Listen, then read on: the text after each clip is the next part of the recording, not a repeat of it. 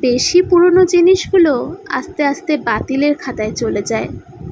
সেগুলোকে আর কাছে না রাখলেও চলে। বাড়ির মধ্যে যে ঘরটা খুব ছোট, যেখানে আলো বাতাস খুব কম ঢোকে, বা যে ঘরটাতে আমরা প্রায় ঢুকিই না, সেই ঘরেই বাতিলের জিনিসগুলো ঠাঁই হয়।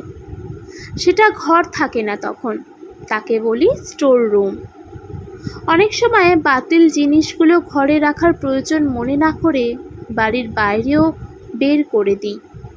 সেইগুলোই এতটাই তখন মূল্যহীন হয়ে পড়ে যে কাছে রাখাটাই বেমানান হয়ে দাঁড়ায়। অপ্রয়োজনীয় জিনিস বাতিল হয়েছে, সেটা না হয় মেনে নিলাম, কিন্তু বাতিল জিনিসের মতন বাতিল মানুষও হয় নাকি? হ্যাঁ, অবশ্যই হয়। বয়স্ক বাবা মাও ঠিক বাতিল মানুষের মতনই হয়ে যায় অনেক ছেলে মেয়েদের কাছেই। বাড়ির মধ্যে সবথেকে স্যাঁতস্যাঁতে অন্ধকার ঘরটা বয়স্ক বাবা মায়েদের জন্য বরাদ্দ করেন অনেক ছেলে মেয়েই। অনেক বাবা মায়ের আবার সেই ছাদটাও কপালে থাকে না। খোলা আকাশের মতন বড় ছাদটাই তখন ভরসা। কথাটা কেন উঠল সেটা একটু বলি। শিয়ালদাহ ফ্লাইওভারের নিচ দিয়ে হেঁটে যাচ্ছিলাম 3-7 আগে। একজন বয়স্ক মহিলা, বয়স আনুমানিক 70 তো হবেই বা তার বেশি, হাতের ইশারায় ডেকে আমাকে বললেন, ও ছেলে, আমার একটা কথা রাখবে? কাছে যেতেই উনি বললেন, খিদে পেয়েছে বাবা, কিছু খাওয়াবে? নিশ্চয়ই, কি খাবেন বলুন? মুড়ি আর একটা চপ। আমি তৎক্ষণাৎ কিনে এনে দিতেই উনি বললেন, বেঁচে থেকো বাবা, অনেক বড় হব। ওনার মুখে তৃপ্তির হাসি দেখে মনটা যেন ভালো হয়ে গেল। আমি চলে যেতে উদ্যত হলে উনি বলে উঠলেন, জানো ছেলে, একটা কলসির জল 7টা কলসিতে ভরে যায়, কিন্তু 7টা কলসির জল একটা কলসিতে কিছুতেই ভরে না। এমন কথা শুনে আমি ভুরু কুঁচকে জিজ্ঞাসা করি, ঠিক বুঝলাম না মাসিমা। তুমি আমার ছেলের মতো, এটা বলবো না, বরং তুমি আমার এক ছেলেই। তা না হলে আমাকে আর খাবার কিনে দিতে? আমার তো নিজের 3 ছেলে আর 4 মেয়ে, মোট 7 জন।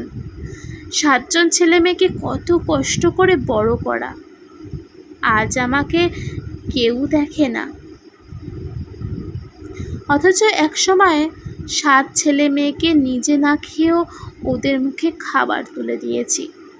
7 জনের একজনও বলে না, মা আমার কাছে থাকুক। আমার স্বামী মারা গেছে 10 বছর আগে। ছেলেরা বিয়ে করে সব আলাদা। 3 ছেলেই বলে, আমি একা কেন দেখব? তাই তো বলছি গো ছেলে, একটা কলসি 7টা কলসিকে ভরিয়েছিল এক সময়, আজ 7টা কলসি একটা কলসিকে ভরাতে পারে না। মনটা এত খারাপ হয়ে গেল বলে বোঝাতে পারবো না। জিজ্ঞাসা করলাম, তা আপনি এখন কোথায় থাকেন? আমার নিজের বাড়িতেই থাকি, একটা ঘর আছে। বাড়ি জায়গা জমি ভাগ করে ছেলেরা নিজের মতন বাড়ি করে নিয়েছে। বাড়িতে থাকতেও মন চায় না। এই শহরে কত ছেলে আছে যারা তোমার মতন খেতে চাইলে কেউ না কেউ খাইয়ে দেয়। তাই সকালে বাড়ি থেকে বেরিয়ে চলে আসি, রাতে ট্রেন ধরে বাড়ি ফিরি। দুবেলা দুমুঠো খাওয়া ছাড়া আর তো কিছু চাওয়ার নেই আমার। যাও ছেলে, তোমার কাজে দেরি করিয়ে দিলাম। না না মাসিমা, আমার কাজ সেরকম কিছু নেই, আপনার কথাগুলোই মন দিয়ে শুনছিলাম। এমন কথা শুনে উনি যেন আরও কিছু কথা বলার সাহস পেয়ে গেলেন। বুকের ভিতরে রয়েছে কত জমানো দুঃখ, খরচ করতে পারলে মনটা হালকা হয়ে ওঠে আরও। বললেন, একসময় আমার অনেক কিছু ছিল। আমার পাশের বাড়ির এক দিদি বলতো, তোমার তিনটে ছেলে, তুমি তো রাজার মা গো, তোমার আর চিন্তা কিসের? সত্যি কথা বলতে তখন বরং চিন্তা ছিল। এখন কিছু নেই, আর চিন্তাও নেই। যখন মানুষের কাছে কিছু থাকে তখন মানুষ হারাবার ভয় পায়, যার থাকে না তার হারানোরও ভয় নেই। যাও, এবার যাও, আর দাঁড়িয়ে থেকে দেরি করো না ছেলে, এই গল্প শেষ হবার নয়। আসছি, ভালো থাকবেন বলে বেরিয়ে আসি। কথাগুলো শোনার পর থেকে কিছুই ভালো লাগছিল না। মনে মনে ভাবছিলাম, এমন মায়েদের কাছে সন্তানই তার পৃথিবী, অথচ সন্তানের কাছে মা আর পৃথিবী হতে পারে না। সন্তানদের পৃথিবীতে মা জায়গা পায় না।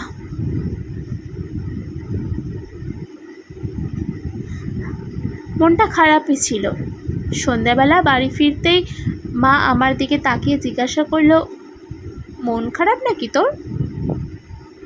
আচ্ছা মা, একটা কথা বলো তো, আমার যেদিন মন খারাপ থাকে তুমি কি করে বুঝে যাও বলো তো?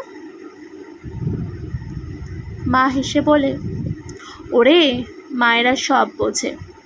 প্রত্যেক মায়ের মধ্যেই সেই অসম্ভব ক্ষমতা আছে যেটা তোরা বুঝতে পারিস না। সৃষ্টির মধ্যেই যে স্রষ্টা লুকিয়ে থাকে। ছেলে মেয়েদের মধ্যে মায়েরা আত্মগোপন করে থাকে, তাই তো বুঝতে পারি আমরা। ঠিক বলেছ মা, মা মানেই তো দেবী, জীবন্ত প্রতিমা। তাই তো মন থেকে যখন যা চাই একমাত্র তোমার আশীর্বাদেই সবটা পেয়ে যাই। একমাত্র তুমিই পারো সব আপদে বিপদে পাশে থাকতে, তুমিই পারো নিঃস্বার্থভাবে ভালোবাসতে। আর এভাবেই সারাটা জীবন আগলে রেখো আমাকে। কখনো যেন মনে না হয় আমার কাছে মা নেই, আমি যেন তোমার কাছেই থাকতে পারি। তা মন খারাপ কেন? কিছু কি হয়েছে? মাকে তখন ওই অসহায় বৃদ্ধার কথাগুলো বলি। কত দুরবস্থার মধ্যে দিয়ে জীবন কাটাচ্ছেন উনি। কথাগুলো শুনে মায়ের মনটাও খারাপ হয়ে যায়। তারপর মা বলে, ওরে, প্রতি মাতেই তো প্রতিমা থাকে। রাস্তাঘাটে এমন কত মা আছেন যারা অভুক্ত হয়ে ঘুরে বেড়ায় দুমুঠো খাবার আশায়। চেষ্টা করিস এইভাবেই তাদের পুজো করতে। পুজোর নৈবেদ্য সাজিয়ে রাস্তাঘাটে এই অভুক্ত বাবা মায়েদের পাশে দাঁড়াতে হয়। দেখবি পথের দুধারে অনেক অনেক দেবালয়া পাবি, সেখানেও শত শত প্রতিমা আছে অভুক্ত হয়ে। তাদের সেবা করিস। প্রতিমাতেই একজন করে প্রতিমা থাকেন।